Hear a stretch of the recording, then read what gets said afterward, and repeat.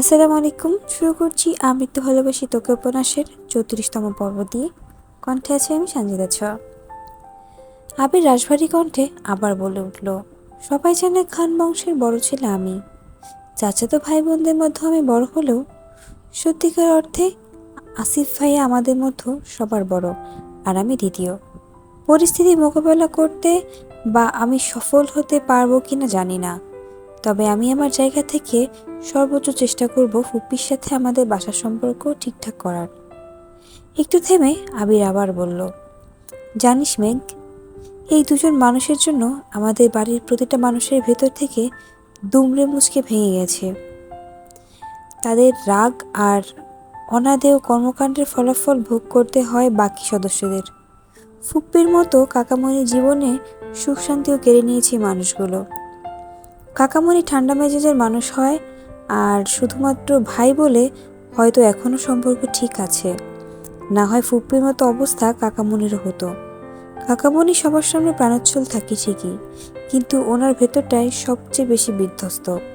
ফুপ্পি তো তবুও ভালোবাসার মানুষকে পেয়েছেন, কাকামণি তো তাও পেলেন না। মেঘের মস্তিষ্ক জোড়া মেঘের মস্তিষ্ক জোরে বিচরণ করেছে লক্ষাধিক প্রশ্ন, কিন্তু সেসব প্রশ্নের উত্তরে শুধু বাবা চাচার নামই উঠে আসবে। কাকামণির জীবনের ইতিহাস শোনারও ইচ্ছে নেই, তাই এই বিষয়ে প্রশ্ন করল না।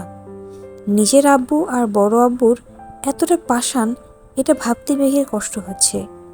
মেঘ বিভোর হয়ে স্মৃতি মনে করায় ব্যস্ত। আবির ভাই ফেরার পর থেকে যা যা ঘটেছে সব মনে করার চেষ্টা করছে। হঠাৎ মাথায় আসলো, আবির ভাই যে বারবার বাবা চাচার মুখের উপর কথা বলেন, ওনারা যদি আবির ভাইকে এইটুকু ভেবেই। মেঘ থেমে গেল, চিন্তিত স্বরে বলল, আপনি আব্বু বা বড় আব্বুর মুখের ওপর আর কথা বলবেন না প্লিজ। নিজের প্রতি প্রিয়সীর দুশ্চিন্তা দেখে আবির আনমনে হেসে উত্তর দিল, স্বাভাবিক কণ্ঠেই বলল, আমি যদি কথা না বলি তাহলে ওনারা ওনাদের মর্জি মতো সবকিছু করবেন। ওনাদের সব ইচ্ছে পূরণ করা আমার পক্ষে সম্ভব না। আমি কারো প্রিয় হয়ে থাকতে চাই না, আমি তাই করব যা আমার ইচ্ছে করবে। মেঘের শীতল চাহনি দেখে আবির ভারী কণ্ঠে বলে উঠল, তোকে আগেও বলেছি আর এখনো বলছি, কখনো কারো মন রাখার চেষ্টা করবি না। ঠিক সেই কাজটাই করবি যেটা তোর মন করতে চাইবে। বিষয় ছোট হোক বা বড়, আগে নিজের মনকে প্রায়োরিটি দিবি। আর ফুপ্পির বিষয়টা ভুলেও কাউকে বলবি না। বাড়িতে কাউকে এই বিষয়ে কোনো প্রশ্ন করবি না। তোকে জানানোর দরকার ছিল তাই জানিয়েছি। আজকের পর থেকে শুনে বুঝে পাগলামি করবি, কারণ আমি চাই না তোর পাগলামিকে সিরিয়াসলি নিয়ে কেউ তোর মনে আঘাত করুক। কথা শেষ করে মেঘ কিনে বাড়ি ফিরছে আবির। মেঘের মনে আজ কোনো অনুভূতি নেই।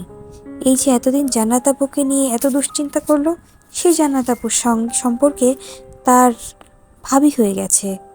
বাড়ির রহস্য না জানলে আজ মেঘ আবিরকে নিয়ে নিজের মনের কত কথাই বলে দিত, কিন্তু তার বাড়ির মানুষ যে ভালোবাসার জাত শত্রু, তারা তো কোনোদিন মানবে না।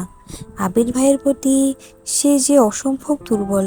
আবির ভাইকে এই জীবনে কি আদৌ পাবে? আবির বাইক চালাচ্ছে আর মনে মনে ভাবছে, আমার জীবনটা কেন এমন হলো? তোর প্রবল অভিমান আমায় দেশ ছাড়তে বাধ্য করেছিল। 6 বছর যাবৎ আমি নিজের উপলব্ধি জমিয়েছি, সে সুদীর্ঘ অভিসন্ধি ভালো বাস্তবায়নের সুযোগটাও পেলাম না আমি। ভেবেছিলাম দেশে ফিরে তোর কাছে আমার চিত্তের অব্যক্ত প্রণয় প্রকাশ করব। এত বছরে তোকে ঘিরে কত লক্ষাধিক স্বপ্ন দেখেছি, সেই সব স্বপ্নের কথা জাহির করব। গত 6 বছর শুধু একটাই পরিকল্পনা করেছি, কিভাবে তোকে আমারতে আসক্ত করব। 3 মাসের মধ্যে তোকে আমার বউ করে নেব এবং দৃঢ় সংকল্পে নিজেকে প্রস্তুত করছিলাম। কিন্তু একটা ঘটনা আমার চূর্ণ বিচূর্ণ করে দিয়েছে। গত 1 বছর যাবৎ আমি নিজের সঙ্গে লড়াই করছি, তবে তোকে উপেক্ষা করার বিন্দুমাত্র শক্তি যে আমার ছিল না।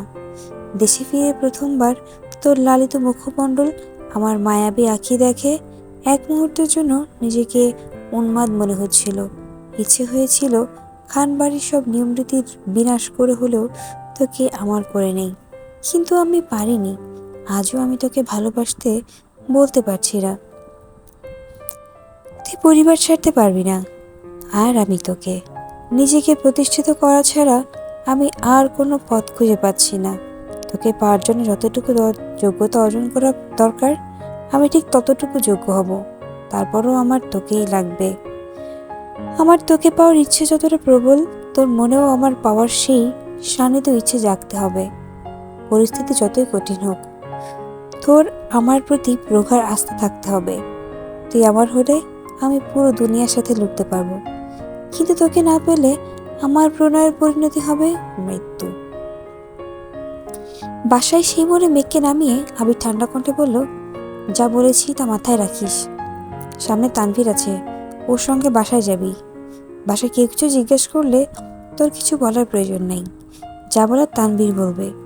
জান্নাতের বিয়ের কথা কাউকে বলিস না, আর অতিরিক্ত দুশ্চিন্তা করে নিজের শরীর খারাপ করিস না। ফুপ্পির সাথে সম্পর্কটা আমি ঠিকঠাক করার চেষ্টা করব, তুই সাবধানে থাকিস। তানভীর বাসার কাছেই মেঘের জন্য অপেক্ষা করছিল। মেঘকে নিয়ে বাসায় ঢুকছে। ড্রয়িং রুমে দুই ভাই বসে আছেন। মেঘ আর তানভীরকে দেখে মোজাম্মেল খান প্রশ্ন করলেন, কোথায় গেছিলা? মেঘ তানভীরের মুখের দিকে তাকাতেই তানভীর বলল, তুই রুমে যা।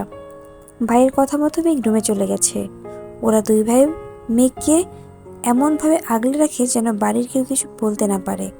বড়রা কিছু বললে কষ্ট বেশি পাবে, কিন্তু তানভীর যেহেতু ছোট থেকেই শাসন করে, তাই তানভীরের শাসন এখন মেঘে শুয়ে গেছে। তানভীর যা কথা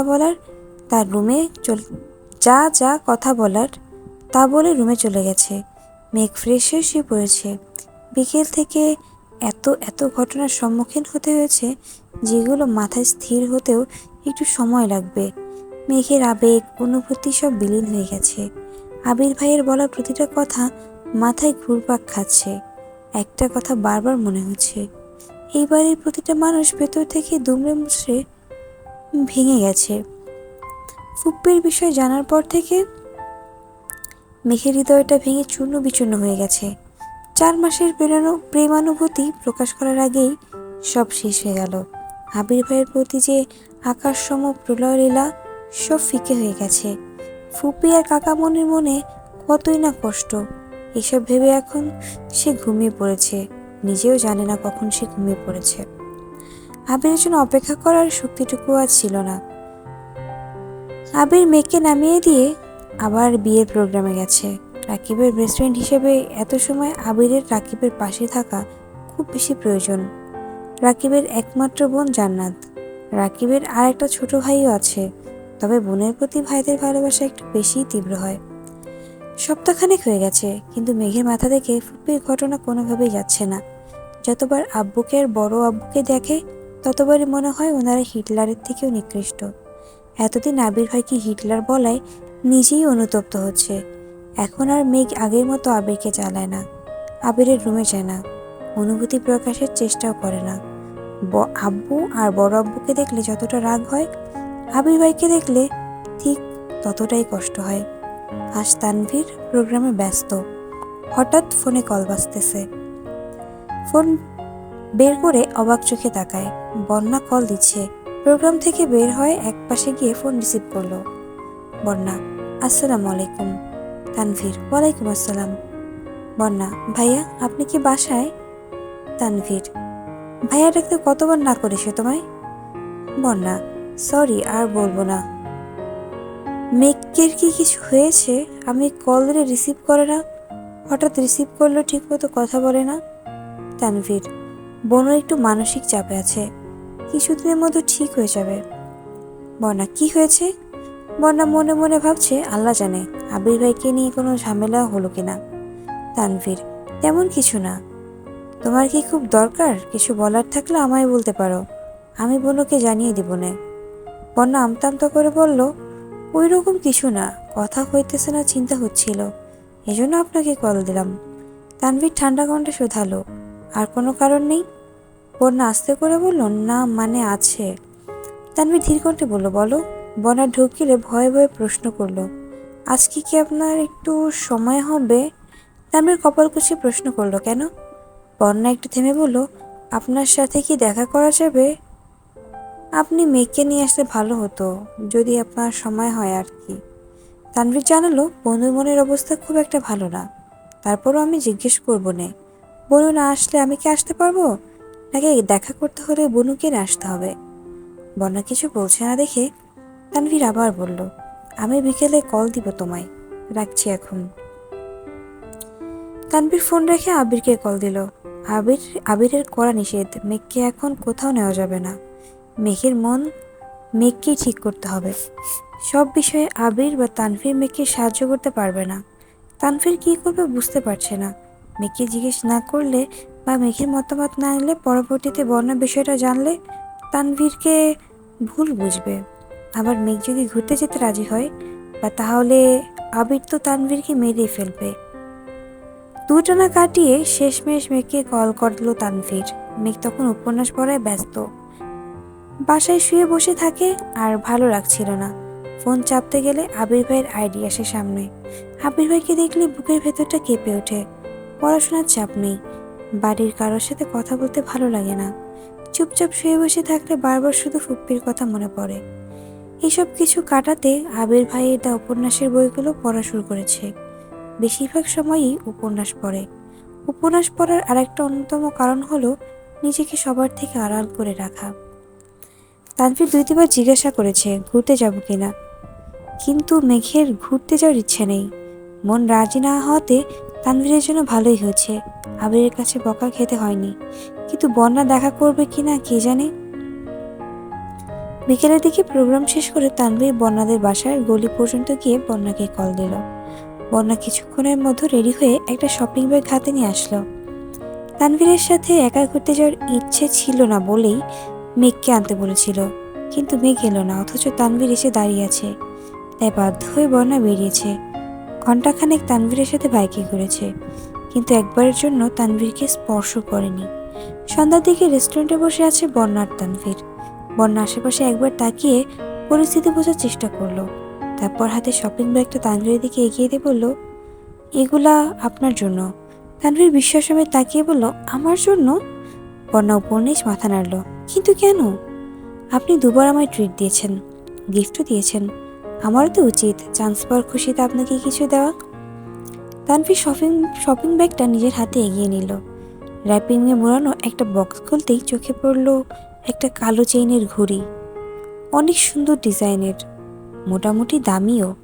তানভীর ঘুরিয়ে ফিরে ঘড়িটা দেখে বলল, ঘড়িটা অনেক সুন্দর, আমি তো ঘড়ি পরি না।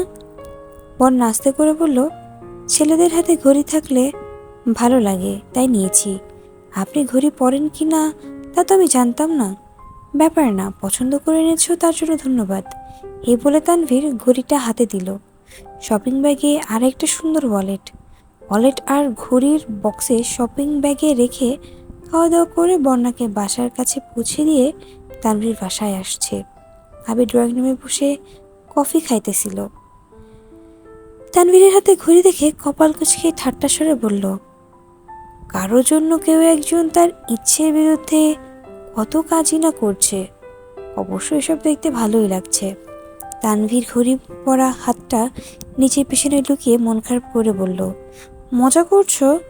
আবির সশব্দে হেসে উঠল। তানভীর গাল ফুলিয়ে সিঁড়িতে উঠছে।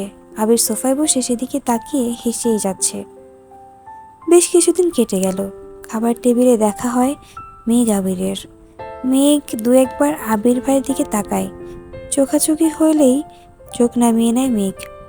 আবির সকালে খেয়ে অফিসে চলে যায়, মিমার আদিও স্কুলে চলে যায়। মেঘ বাসায় একা একা থাকে। প্রতিদিন বিকালে ছাদে যায়, গাছগুলো দেখাশোনা করে। বাকি সারাদিন আবির ভাইয়ের দা উপন্যাসের বই পড়ে। 2টা উপন্যাস শেষ করে ফেলেছে। 3য় উপন্যাসটা যত পড়ছে মেঘের মনের ভিতর প্রেমানুভূতি তত সক্রিয় হতে শুরু করেছে।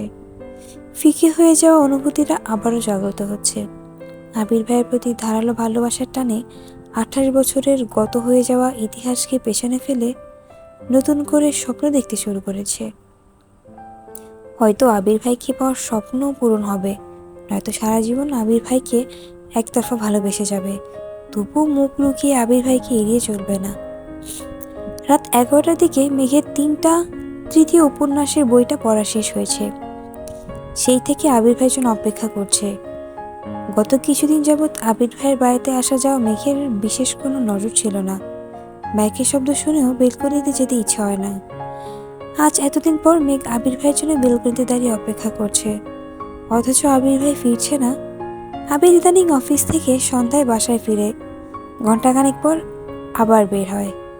ফিরতে রাত 12টা বেজে যায়। যেহেতু মেঘ আবিরের সাথে কথা বলে না, আবিরের জন্য অপেক্ষা করে না, তাই আবিরও নিজের মতোই চলাচল করে। 12টার দিকে আবির বাসায় ফিরেছে। আবিরকে দেখেই মেঘ বেলকনি থেকে মিষ্টি করে হাসলো। এতদিন পর আজ মেঘের মুখে হাসি ফুটেছে। আবির বাইক থেকে সেই দৃশ্য দেখলো কিনা কে জানে। আবির নিজের রুমে ফ্রেশ হতে চলে গেছে। মেঘ চুপি চুপি ড্রয়িং রুমে আসছে। এত রাতে কেউই সজাগ নেই। টেবিলের উপর আবিরের জন্য খাবার ঢেকে রাখা হয়েছে। মেঘ খাবারগুলো দেখছে। এর মধ্যে আবির নিচে নামলো। মেঘের কয়েক পা পিছনে দাঁড়িয়ে রাখলো। কি করছিস ওখানে? আবিরের কণ্ঠ শুনে আঁতকে উঠে ঘাড় ঘুরে তাকালো মেঘ। মেঘ আবিরের চোখাচোখি হতেই আবির একটানা দুবার ভ্রু নাচালো। মেঘ নিঃশব্দে হেসে উঠল। দীর্ঘ প্রতীক্ষার পর প্রেয়সীর মুখে হাসি দেখে আবিরের মন এক মুহূর্তে শান্ত হয়ে গেছে। আবির চোখ বন্ধ করে দীর্ঘশ্বাস ছেড়ে নিজেকে সুস্থির করার চেষ্টা করল। মেঘ মাথা নিচু করে বলল, আপনি এগুলোতে কিভাবে খাবেন? আপনাকে একটা ডিম ভেজে দেই? মেঘের এমন কথায় আবির চোখ মেলে তাকালো। ভারী কণ্ঠে জবাব দিল, কোনো প্রয়োজন নেই, আমি খেতে পারবো।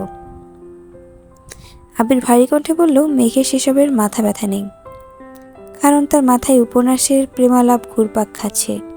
সে আবার বলল, আপনি তো বলেছিলেন পরীক্ষার পর রান্নাঘরে যেতে পারবো। পরীক্ষা তো শেষ, এখন কি যেতে পারবো না?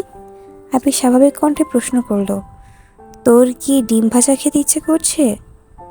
আমি করে নিয়ে আসবো? মেঘ ডানবাম মাথা নেড়ে বলল, আমি ভাজবো। আবির গম্ভীর কণ্ঠে শুধালো, তুই ডিম ভাজতে পারিস? মেঘ দাঁত খিলিয়ে হেসে বলল, আম্মুরা ডিম ভাজার সময় আমি দেখেছি। আবির পুনরায় বলল, তোর ভাজতে হবে না, তুই বস, আমি ডিম ভেজে নিয়ে আসছি। মেঘ শান্ত কণ্ঠে বলল, না আমি আনি। আবির ধমক দিতে গিয়েও থেমে গেল। মেয়েটা এতদিন পর আবিরের সঙ্গে কথা বলতে আসছে, ধমক দিলে মনে কষ্ট পাবে, তাই ধমক দিতে পারছে না। আবার ডিম ভাজতে পাঠাতে সাহসও পাচ্ছে না। আবির দু পায়ে গিয়ে থমকে দাঁড়ালো। সেখান থেকে ঘুরে এসে চেয়ার টেনে বসলো। পকেট থেকে ফোন বের করে কিছু একটা চেক করছিল। একবার রান্নাঘরে তাকাচ্ছে, একবার ফোনে। দুবার ডেকে বলেছে, তুই কি পারবি নাকি আমি আসবো? মেঘ দুবার উচ্চস্বরে বলেছে, পারবো। কিন্তু আবিরের কলিজা কাঁপছে। প্রথমবার মেঘ রান্না করতে গেছে, পেঁয়াজ কাটতে গিয়ে যদি হাত কেটে ফেলে। কয়েকবার রান্নাঘরে দেখে যে না ফোনের দিকে মনোযোগ দিয়েছে। কয়েক সেকেন্ডের মধ্যে মেঘ চিৎকার দিয়ে উঠেছে।